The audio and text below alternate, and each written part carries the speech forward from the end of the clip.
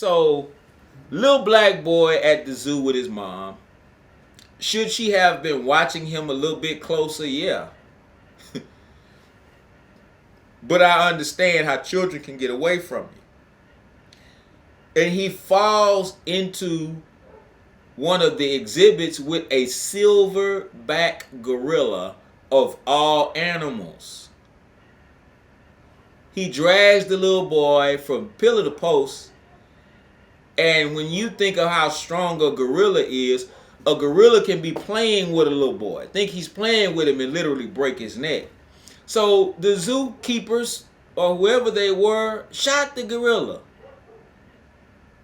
Duh. What were they supposed to do? Try to talk him down? Come on over here, Harambee. Now put the little boy down.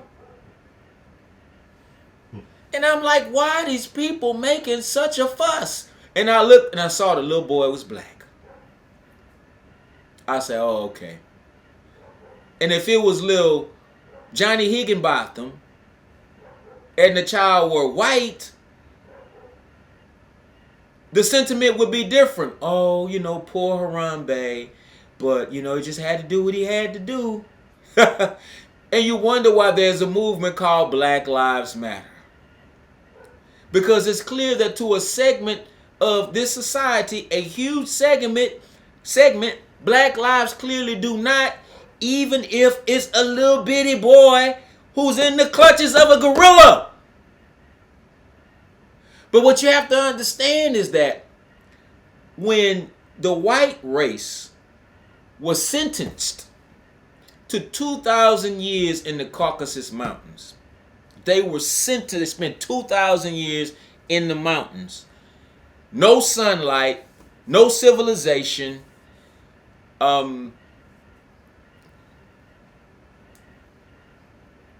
This is where the dog became their best friend. That's where you get the term man's best friend. And they also, in the Caucasus Mountains, developed a close kinship with the gorilla, the monkey, that entire family. I'll go into the scientific process of it when we have more time on another day, which is why you have the term, like some white people say terms like, well, I'll be a monkey's uncle. I mean, genetically, that's their family. It's true. No, it's true. You see how, Bubbles, Michael Jackson had Bubbles. Some white people literally live with monkeys and gorillas, like they become a part of the family. And while it's unconscionable for us to think that somebody could value the life of a gorilla over a little black boy, to those who are surprised, I say, welcome to America.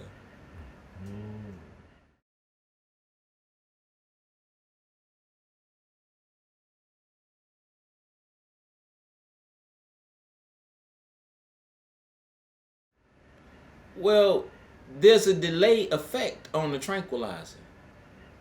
When you're dealing with something absolutely delicate, you don't want to take any chances. But did these same people ask the question, why did Darren Wilson not use a tranquilizer on Mike Brown?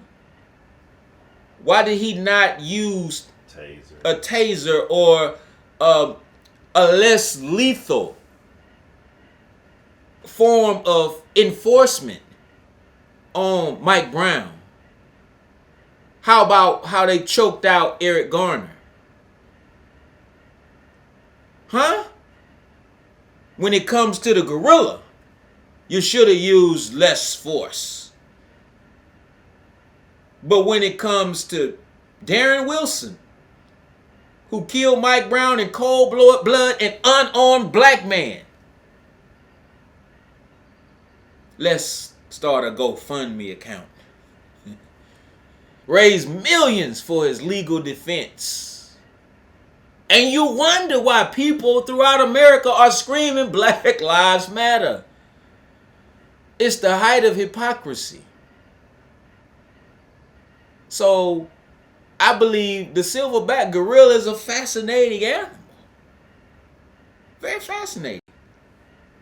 And as a Muslim, I am taught to be kind to animals. But you have to do the math. If the Bible says that of all of God's creations, the human being is the glory of God, and you have an animal with a human being in its clutches, why would you want to take a chance trying to tranquilize the animal when you can just take him out and save God's greatest glory? See, but if you are not of God, you're not going to see it that way. So R.I.P. to Harambee. But that young boy that was saved, he may grow up to be the next Mandela. He may grow up to be the next Obama. He may grow up to be the next Marcus Garvey. He may grow up to be the next Louis Farrakhan. But hey, maybe that's what they fear. Maybe that's what they fear. Maybe that's why they would have rather seen him go than the gorilla, because they ain't got to worry about the gorilla, but the black man has a glorious future and they don't see themselves in it. Maybe that's why they're standing outside saying R.I.P. Harambee.